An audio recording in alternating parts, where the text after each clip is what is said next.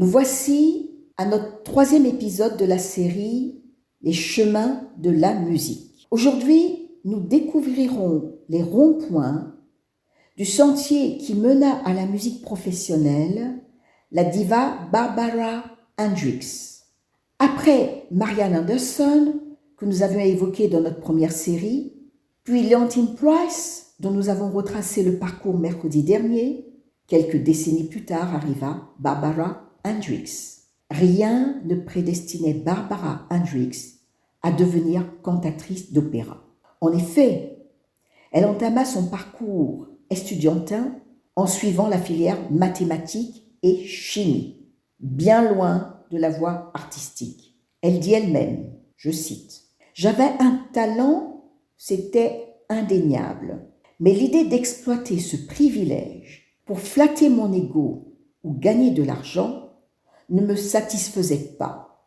Et chanter me procurait un plaisir si intense qu'en bonne fille de pasteur protestant, je me sentais presque coupable à l'idée d'en faire mon métier.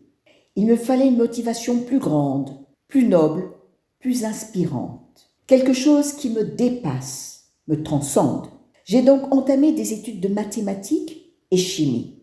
Je ne serais certainement pas arrivée là où je suis si je n'avais pas rencontré une professeure de chant extraordinaire, Madame Jenny Tourelle, alors que j'étais encore étudiante en maths et chimie. Elle m'a repérée, elle m'a guidée, elle m'a inspirée. Mais bien plus que cela, Jenny Tourelle m'a fait découvrir ce que pouvait être un artiste et à quoi devait servir un don. Cette professeure de chant fut donc le premier rond-point qui devait infléchir la trajectoire de Barbara Hendricks. Retour sur son destin. Barbara Hendricks commence le chant avec du negro spiritual dans l'église de son père, pasteur dans l'Arkansas. Avec le blues et le gospel, elle se plonge dans les racines du jazz. Sa voix s'enrichit avec les années de couleurs somptueuses, de rondeur et de chaleur. Barbara rend ce répertoire fascinant et envoûtant. Tandis qu'elle est à l'université, elle entreprend un stage de chant de 9 semaines, durant lequel elle rencontre cette professeure de chant que nous avons évoquée en introduction, qui l'oriente vers l'opéra. Ses parents ne voient pas cette réorientation d'un bon œil. Barbara dit, je la cite à nouveau, « J'avais terminé mes études de chimie, mais quand je suis partie étudier la musique à New York, pour mes parents, c'est comme si j'avais jeté mon diplôme à terre. New York City. Je crois qu'ils n'y étaient même jamais allés eux-mêmes.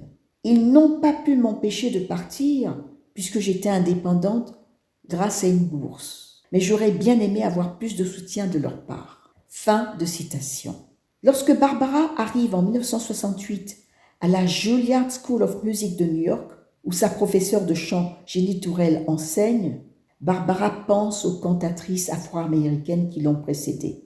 On écoute Barbara à ce sujet au micro de France Musique. On avait nos magazines, nos journaux noirs qui parlaient de ce qui se passait partout aux États-Unis. Mais aussi, moi, j'avais suivi avant Paul Robeson et Marian Anderson.